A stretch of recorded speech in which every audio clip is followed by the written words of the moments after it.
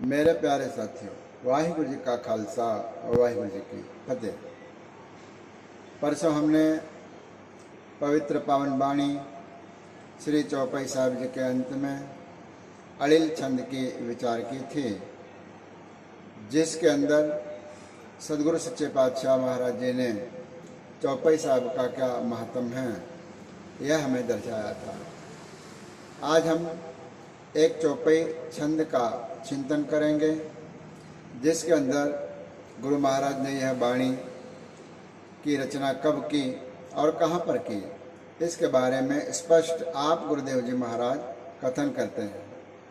चौपाई सम्मत 17 सहस भणी जय।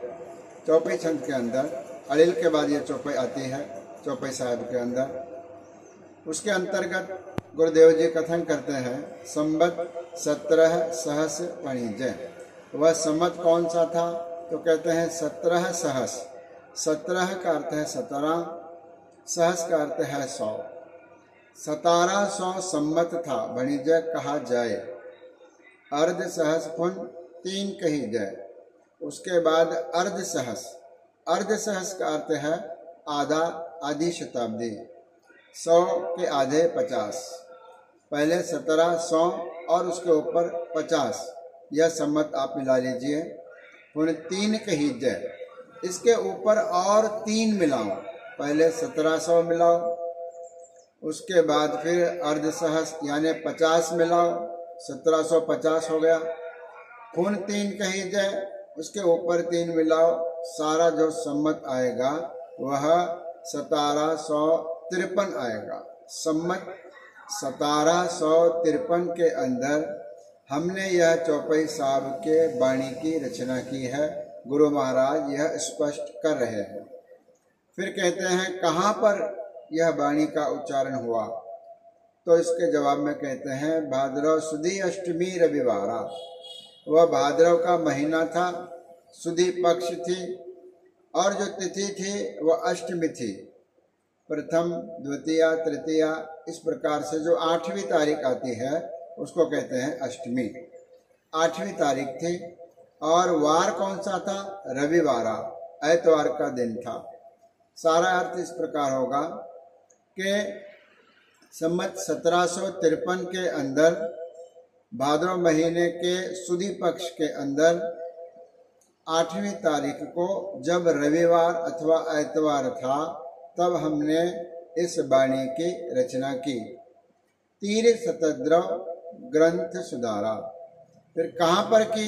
तीर शतद्रव। शतद्रव कहते हैं सतलुज नदी को। सतलुज नदी का नाम शतद्रव है, यह पंजाब में बहती है। वहाँ पर कहते हैं कि इसके किनारे, सतलुज के किनारे बैठकर हमने यह ग्रंथ सुधारा। इस ग्रंथ को संपूर्ण किया। चौपाई साहब को भी संपूर्ण किया और इसके साथ जो पिछली रचना चल रही थी उसको भी हमने यहाँ पर संपूर्ण किया। इस प्रकार से सारे चौपाई का जो भाव है वह इस प्रकार से होगा कि हमने सतलुज नदी के किनारे सम्मत 1753 के अंदर भादव महीने के शुक्ल पक्ष को, सुदी को, 8वीं तारीख को, ऐतवार के दिन इस बाणी की रचना की और यह बाणी उस दिन समाप्त हुई। यह सारे चौपाई के ऊपर अगर चिंतन किया जाए तो कहा जाता है कि आज जहाँ पर गुरुद्वारा बिभौर साहिब है, उस स्थान पर वह सतलुज का किनारा है। उस पावन स्थान के ऊपर गुरुदेव महाराज जी ने चौपाई साहिब की रचना की। यह सिख जगत में, इतिहास में आम प्रसिद्ध है। और जब यह तिथि आती है तो उस गुरुद्वारे में बहुत संगत का इकट्ठ होता है और चौपाई साहब का पाठ किया जाता है। अब अभी कब आ रहा है यह मैं आपको परसों बतलाऊंगा। इसके बाद एक उक्ति है, इत श्री चरित्र पखयाने त्रया चरित्र मंत्री भूप संवादे 405 चरित्र समाप्त मस्त सुमस्त। कहते हैं कि यहाँ पर जो चरित्र पखयान चल रहा था उसके अंतर्गत ही चौपाई आ गई है। वह क्या था मंत्री भूप संवादे, मंत्री और भूप का अर्थ है राजा। एक राजा और मंत्री के बीच में आपस का जो वार्तालाप है, संवाद है, उन संवादों में जो कहानियां हैं वह 405 कहानियां यहाँ पर समाप्त होते हैं। 405 चरित्र समाप्त। यहाँ पर 405 चरित्रों के कहानियों का विराम लग गया है। मस्त शुभ मस्त। यहाँ पर जब हम नित्यनेम गुटका साहब में करेंगे तो यह छंद 29वें नंबर पर समाप्त होगा, और जहाँ पर दशम ग्रंथ साहब के वाणी का विचार करेंगे स्वरूप का, तो 405 अंक के ऊपर यह वाणी को विराम दिया गया है। यह वही चौपाई साहब के लिखने का समय, स्थान और कल परसों के दिन आपको सुनाया महात्म क्या है।